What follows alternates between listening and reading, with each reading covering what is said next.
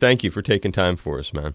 Yeah, man. Especially Hawaii Public Radio. Are you kidding? There you go. Look at that. Yeah. Do you listen to All Things Considered ever when you're cruising around here? Yeah. Every now and then I'll switch on that and thing. That's cool. What are some of your first memories of music in your life, Benny? It's been your whole career. You've done so much with it. Have such a blessed life that you've lived. When you scroll back and say, "Man, well, I can put together. These are some of the things that were initial benchmark experiences." Benchmark is well. The first two record albums, actual vinyl that I had ever in my life, because I think I got really one of those little phonograph players for Christmas, and the two records it came with was a Disneyland Records, Chilling Thrilling Sounds of the Haunted House, and Chipmunk Sings the Beatles. And the funny thing is, I think that kind of informed my entire musical life because I love horror films. I love the whole thing, genre, science fiction. I love all that, and I love the Beatles, and who doesn't love the Chipmunks? Right.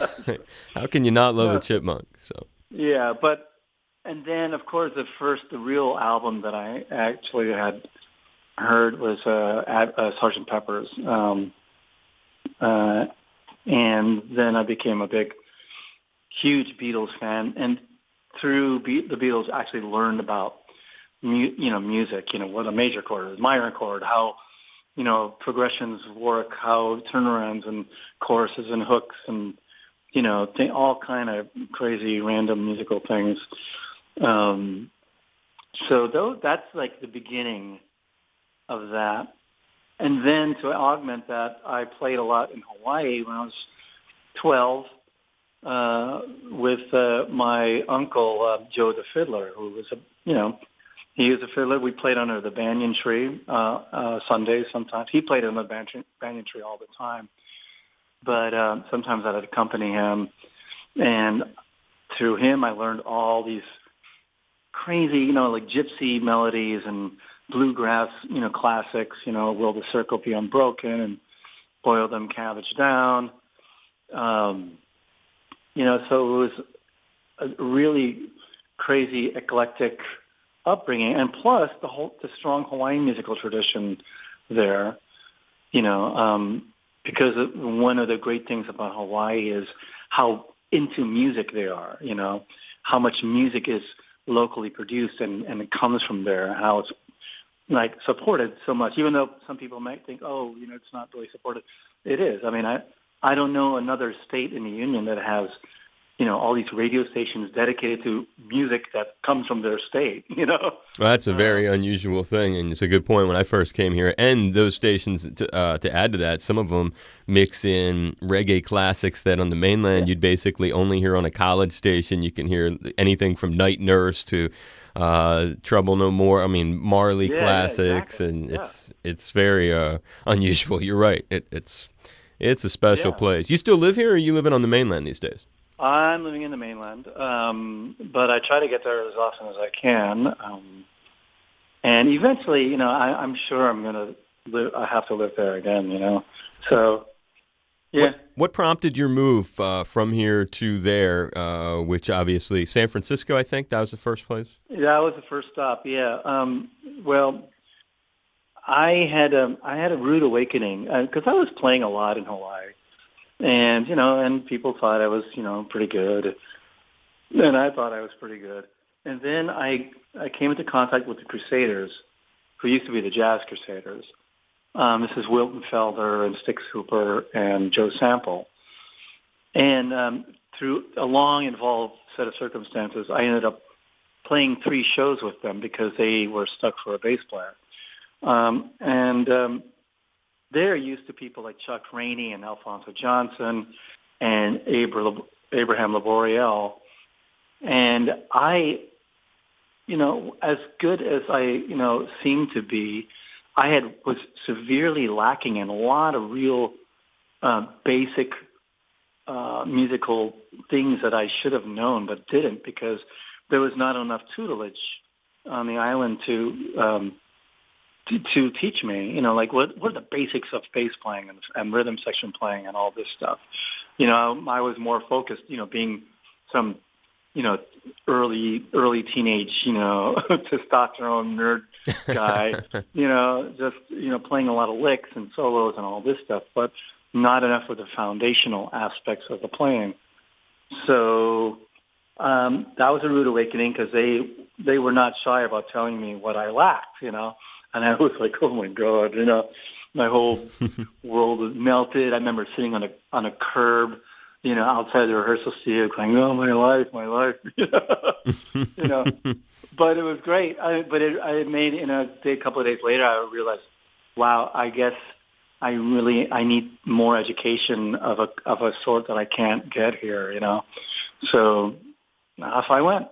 And on that note of education, that's a great lead into some of the other cats that you've gotten to be with prior to getting to work with Carlos. Prince, being with Sheila E, big tour, 1984, Purple Rain. I mean, this is a huge moment for all those cats, for Sheila, for Prince, for you. Sure. How you talking about lessons and, you know, the valuable things you were just saying about picking up important ways of shaping you as a player. What did you learn from that experience? And perhaps if there's a moment or a story, because radio stories always work so good. You know, Hawaii, big story, story culture here. That's right. Hey, no, that's a human thing. You know, that's everybody likes a story. You're absolutely right. You know, we are storytellers. We sit around the fire, whether it's literal or you know, representational, symbolic. You know. So a good Prince story. Give us one from there that involves you learning. Let's see. Learning. Well, I remember. Well, first of all, watching him practically every night. You know, on that show, it was remarkable because I mean he was an amazing performer. I mean, aside from his prodigious musical talent, I mean, the guy had a great sense of theatrics and good stagecraft knowledge and a good sense of drama, you know, and he put it all together with this great music, and it was an insanely great show. I mean, I watched that show practically every night and just seeing a master do his thing. You always learn so much just by seeing, and also the consistency and the idea of, you know, really bringing it and never, ever, you know, slacking off. You know, if you're going to be up there, you have to bring it every time. And that guy, I mean, it was crazy. I mean, you know, it was a month-long tour, and every night, you know, there was no off night or, you know, let's just walk through this. You know, no, and it wasn't like that, you know. And that was inspirational to me. Just seeing somebody, you know, that's what it takes. I went, wow, okay. I don't know. I think there's no real. I don't know. Stories were like, I mean, I don't have a lot of Prince stories, really. Sorry. All right. Well, it was more about just watching him work, or in the studio. You know, like I just watch him put together some of his tracks, and like, wow, you know, because he kind of kept to himself. He was pretty shy at the time, I guess. Understandable too, with all that attention that was coming on him at that moment. Yeah, it was a little bit crazy, so he was quite guarded. How about Miles? Since that's another huge. I mean, talk about a massive. And the first time I saw you was just after. Actually, it was just before he passed, because I saw you on the Spirits tour and then on Milagro too, which was afterwards. But when you think about Miles, and maybe explain how you ended up with him, and then as you're saying that, maybe it'll come to mind a fun story with him, who is just what can we say? Well, Miles is different because he was much older, you know, and much more chill about life and in the universe and things, because he already got it, you know. So with Miles, I got that because of his interest in the new kind of music at the time, which Prince and Sheila were, you know, kind of a part of. And so I don't. Okay, my disclaimer is I don't actually know, but this is what I heard from Prince's road manager, is that apparently it was either Sheila or Prince or both, who after I had left Sheila, who suggested that they get me, because Miles was looking for, a bass player that was familiar with that kind of stuff, that kind of music. And so, that's what I think happened. And so then the road manager called me, and then I sent the guy asked me, "Are you interested in playing with Miles Davis?" And I said, "Well, yeah." What kind of question is that? Hello. What are you on drugs? So, so I sent a really, really poor demo tape. I didn't have a really professional demo tape. But I put one together, sent it off.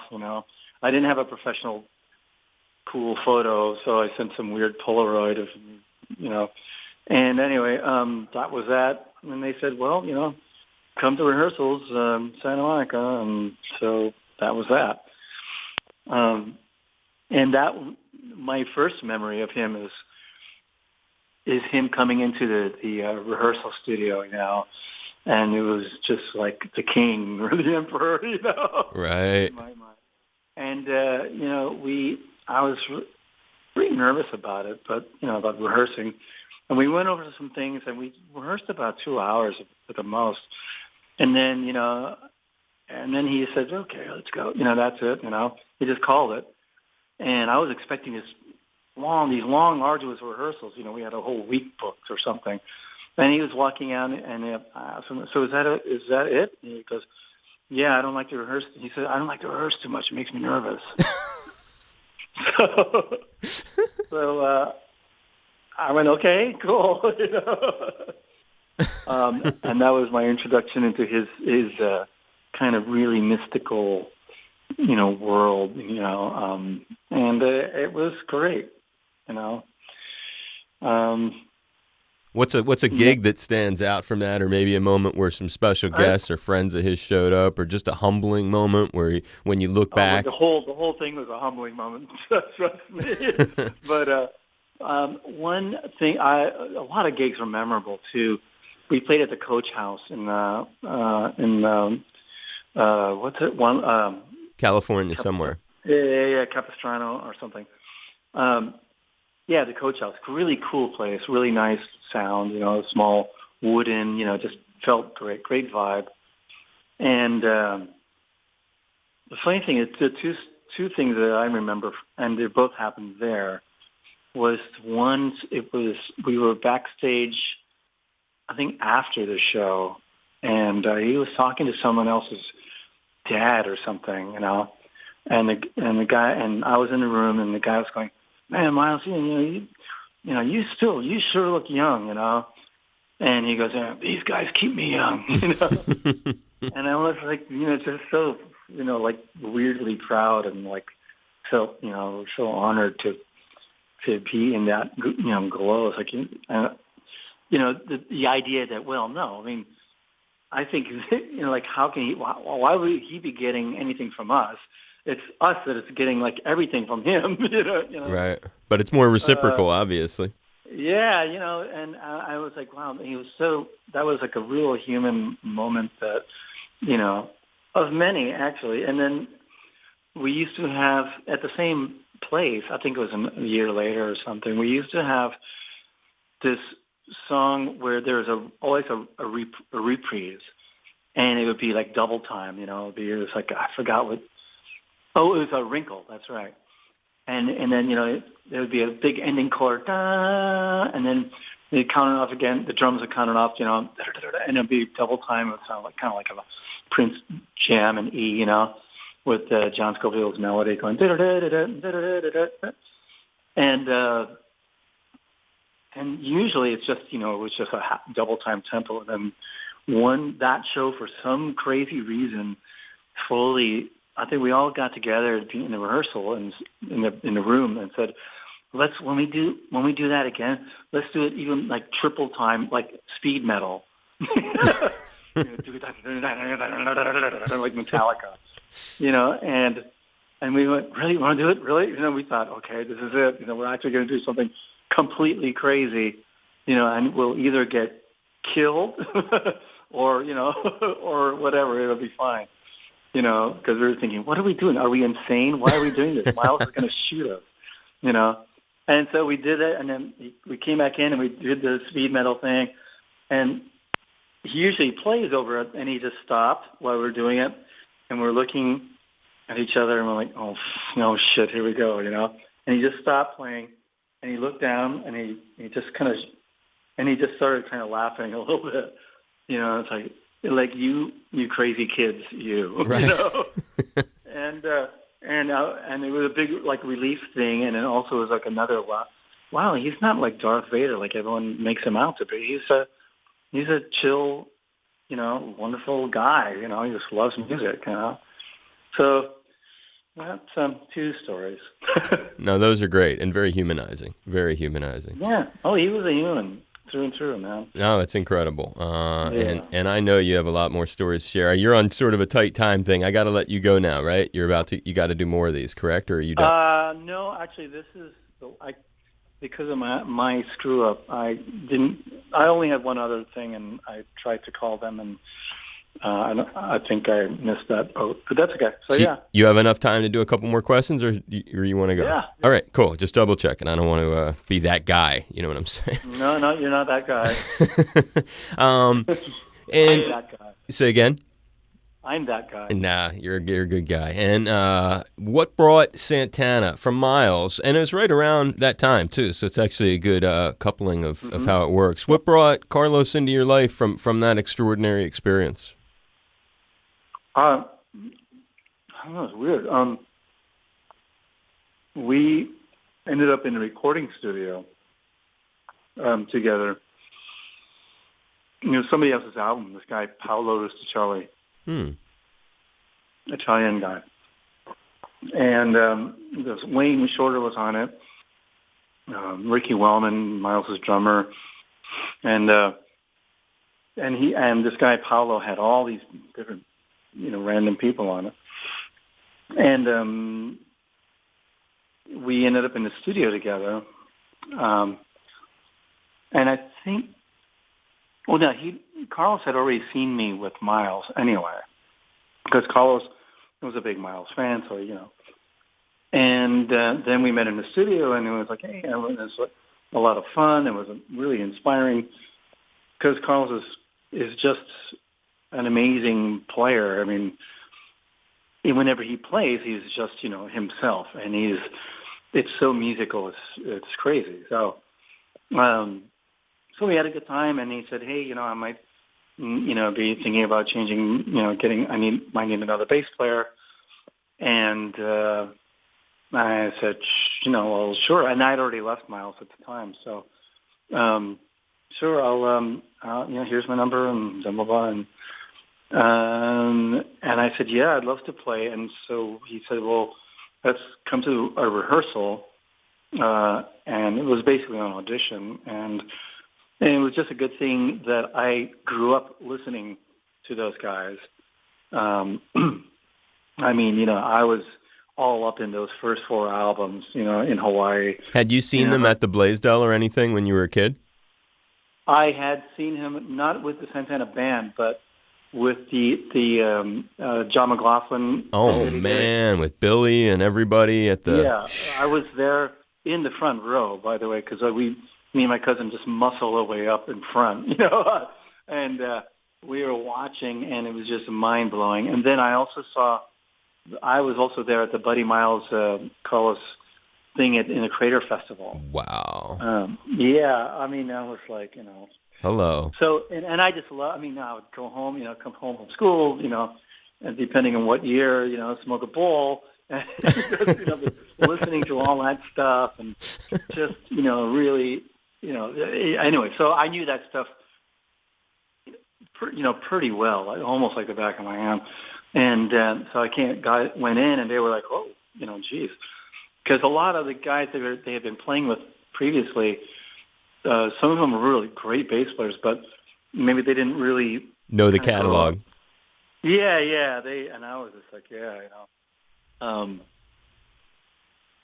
so they said, yeah, let's play. So I went, wow, okay. So that was that. That was, and I'm still here because the Carlos is just, his only thing is just like Prince or just like Miles. It's like always, throw down when you're playing. Just never phone it in, none of that. He's like the only big rock act where the mandate is to play your ass off, play with every inch of your heart and soul and passion. I mean, there are a lot of guys that do that, but very few of the rock acts do that. And also, by the way, it's not the same show every night. Every night is different. So there's when you have that element. I mean, I don't think there's no other touring band like that.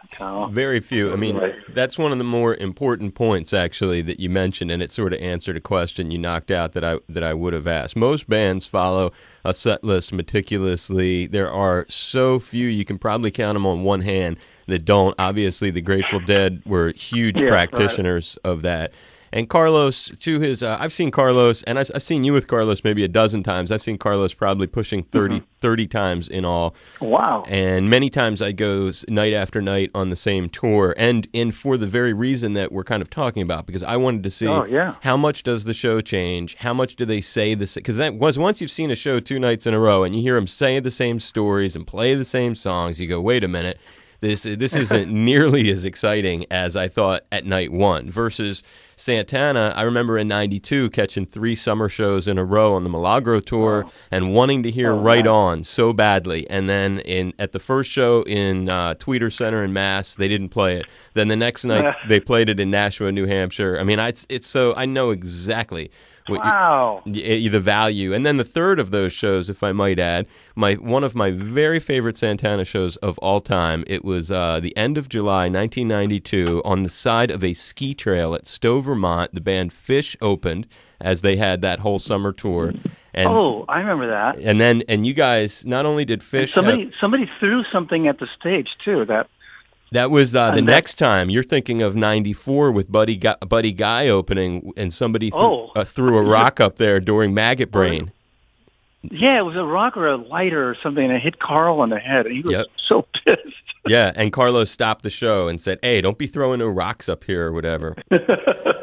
Yeah, that was That was '94 when you guys had Buddy Guy opening, which was another amazing show. I mean, to watch Maggot Brain be played, I mean, it was. I'm getting chicken skin just thinking about it. But oh man, that's so cool. But the 2 years before that one, where you had Fish open and Carlos and some of you cats, I don't know if you included, came out and played with Fish, but then all of Fish came on during Santana's set. When we talk about these kind of memories, are there things that come to mind that are even more important to you? And they don't have to be with guests. Maybe it could be an emotional thing. You had a family member. One of the big emotional moments. Well, I don't know. With Carlos is so. There's a lot of them because that's he sets that world is set up that way. But one of the first ones and the biggest ones I remember. I'm sorry, I'm getting in the car because I got to go pick up my kids. Don't worry. We played the Rock in Rio Festival. I don't know, nine. Oh, it was actually at the beginning of the first Iraq War. Actually, the first George Bush. I remember we were on the plane in Lima, connecting to Rio, and then there was the announcement that we just started bombing Baghdad, and it was like. That was a terrible situation. And wait. So anyway, the first Rock in Rio festival that we did, it was, I guess, in '92 then, right? Or that I don't have all your dates down so well. Forgive me. Yeah. Anyway, so we played, and Javon was going to sit in and do a song. And I remember we did one of his songs, and it's this beautiful piece called Oceano, and I thought, oh, this, we rehearsed it in the hotel the day before, and it was this really nice guy with a couple of his friends, and he came in. He says, oh, this nice Brazilian songwriter, and the song is this beautiful waltz. I said, oh, this is going to be cool. This is a nice, really mellow, kind of a ballad and all that. So I was like, all right, great. And so we get to Rock in Rio, and first of all, it's like 100,000 people, this huge festival. And then Javon comes out, and I had no idea, but he's like one of their national treasures there. This is a culture that places high value on music and art, and things like that. So Javon is this national treasure. And here he comes, and he starts singing his song, Oceano, and the entire crowd is singing right along with that song. And it's not an easy song. It's not, row, row, row your boat. It's, it's a song that it modulates, and it's a large range, and it's chromatic, and this whole crowd is singing along to every word and inflection that, he's doing. And it was so remarkable. I mean, I was crying there, and, I'm getting chicken skin now talking about it. And it was really, really amazing. It was like another testament to, like, wow. Sometimes music, you forget, but music can be such an amazing force. It's why a lot of people want to control it, because it's a very powerful force. It can move mountains, can change people's attitudes and minds, and it can just sway whole entire cultures, and that was just an amazingly beautiful reminder of that. That was great. It was fantastic. Those are very good points, and it can be a very healing, therapeutic thing. And you're working with a guy, I might add, who, because of while it may be simple, his tones, the tonality, the notes that he chooses to play in those solos can choke you up, can bring you to tears. Oh, I mean, I never get jaded by it, because I see it even when we're playing Vegas a lot. There's almost always somebody out there. And we play a really, like ostensibly, just a happy pop song like Smooth. But sometimes it touches someone in such a way that I've seen people just cry right there to, to anything, because it's the way he sets up his world so that that is the mandate. That's the mission, really, is to make sure that our shit is really like on point, so that it can reach people beyond their barriers and their, weird whole, the bad days and the preconceptions and all these layers that we build up. And just because music can, if it's done right, can reach completely past all those barricades and go right to your heart and, right to your soul. And it's mind-boggling, and someone who hasn't been touched there in a while, it's a shock to the system, and sometimes they just break down and cry, So it's like, oh, yes, that's right, I'm a human being, and I'm surrounded by human beings, So that's why it's like, Carlos says, that's why I'm still here, because that's my ethos. Music is my thing that I do to help the world. It's my weapon sometimes, and it's my instruments of healing. That is a wonderful thought to leave it on, and I hope that when you're in town, anyway, we could do a follow-up at the venue. I'll even come there if that's what it takes to just record a few minutes with you there. Or is that a hassle? If it's a hassle, just say, nah, I don't really do stuff on site. I can take it. It's not a big deal. It's really more of no, I don't mind doing it. I mean, what's the hassle of talking? I must be part Portuguese, man. I like to talk. So, no, it's no more a question of logistics and time, basically. And depending on when and where and how, I'm certainly amenable to stuff like that. Yeah. I mean, I just tell them I'll do it. I appreciate it. It's great. We're as you know, public radio. It goes a long way making those artist connections, and I. Oh yeah, no, I mean I believe in that mission for sure. That's why I'm always at the conversation when I hit town. Just because it's a worthwhile thing, especially in these kind of dark times. As much support as I can give. Well, that's important, and that's very kind of you. This is Benny Rietveld from Santana. Tune in to my good friend Dave Lawrence at Hawaii Public Radio. Hi, this is Benny Rietveld from Santana, and you're listening to my good pal Dave Lawrence at Hawaii Public Radio. Fantastic. And when we get to town, we'll do a little thing to help the pledge drive. I'll just get a little pledge ID or something out of you. But sure, yeah, absolutely. Well, I give you a big hug and a high five. Great talking to you. I met you 27 years ago at the Trump Taj Mahal, brother, right after you played with the great Armando. Wow, really? Yeah. What? Yep. Oh, and that place was such an awful. That was a weird thing for me, man. I was like, Jersey? Are you kidding? This is horrible. I mean, it really was. I was like, these people were miserable. They hated their jobs, and it was my first like inkling as to what this guy Trump was about. Because some of the hotels we stayed in, people are cool. I remember that place in particular. It just the vibe was so oppressive and dark. No, I mean I'm not even making it up because he's our current president. That struck me back then. I was like, this is just dark and depressing. It was really bad. It was awful. God, and these people, these horrible outfits, and they had the worst, they were in the worst moods because I guess it was such a crappy place to work. So, yeah, no, that's funny. And we met? We met after the show. I met Armando, who had been in the band at that time, too. Oh, my God, Armando, yeah. So, yeah. Damn. No, it was, I'm just grateful to get to talk to you again and that we'll get you on all things considered. And like I said, we'll hook up when you come to town. And you've been so generous with your time. And yeah, sure, man. Yeah, no, I'm sorry I was a little late. So I hope you enjoyed talking and I asked you some stuff that kept you somewhat interested. I appreciate it. No, you're great. Thank you. And you're great, too. Big hug, and I'll be in touch with Michael and Aaron, and I'll see you when you get here. You travel safe. God bless you, brother. I bless you, too, man. Thank you. Mahalo. Mahalo. Aloha.